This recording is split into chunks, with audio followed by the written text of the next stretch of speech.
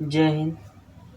आज देखते हैं बायोलॉजी का जो स्टार्टिंग जो होता है वो कोशिका से ही होता है, क्योंकि कोशिका को बोला जाता है कि जीवन की आधारभूत इकाई, और इसका डेफिनेशन ही स्टार्ट होता है कि कोशिका को जीवन की आधारभूत संरचना और क्रियात्मक इकाई कहा जाता है, अभी माना भी गया है। ठीक है, कोशिका का यही हुआ है। कोशिका ही सब, किसी भी जीव जो है, कोई भी जीव हो, कोशिका से ही बना होता है। और इसका खोज तो सभी को जानते हैं, सबसे पहले रॉबर्ट हुक ने किया था। कोशिका है क्या, पहले देखते हैं।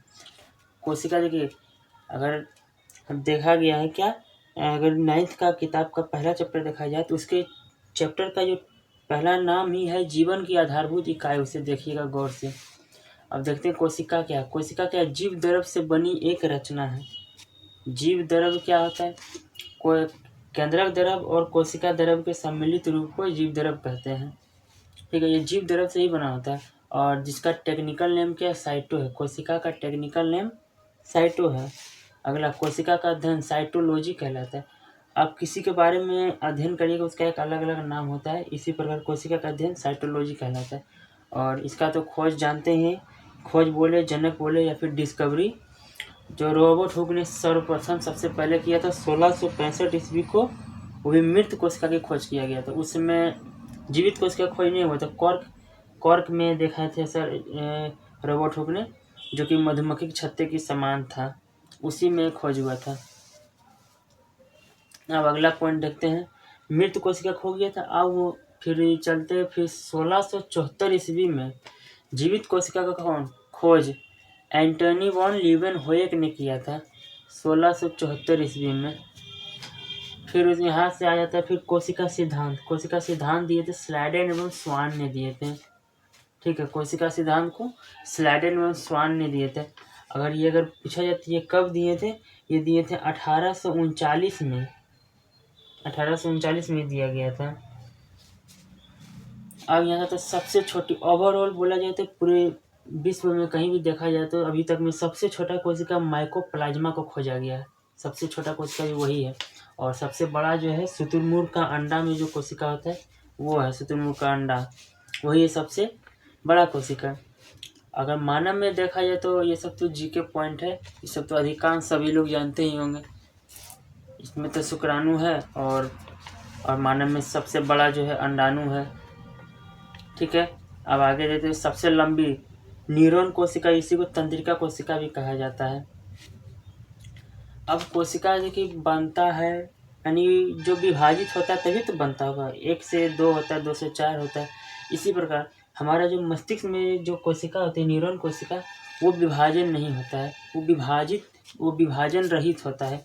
इसलिए मस्तिष्क की कोशिका, अगर मस्तिष्क में आपको चोट लग जाती है तो किसी भी प्रकार से वो व्यक्ति बचने का चांस इसका खत्म हो जाता है।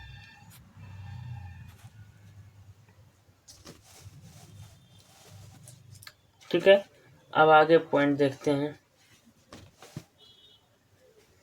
अब बात रहा है तो विभाजन रहित, यानी कि विभाजन नहीं होता है। अब आगे देखते हैं कि सबसे तेजी विभाजन कहाँ होता है। सबसे तेजी विभाजन होता है लीवर, यानी यकृत में सबसे तेजी होता है कोशिका विभाजन। ठीक है, अब देखते हैं कोशिकांग क्या। कोशिका का निर्माण जिन जिन घटकों से होता है उसे कोशिकांग कहते हैं। कोशिकांग मतलब वो कि कोशिका का ही अंग।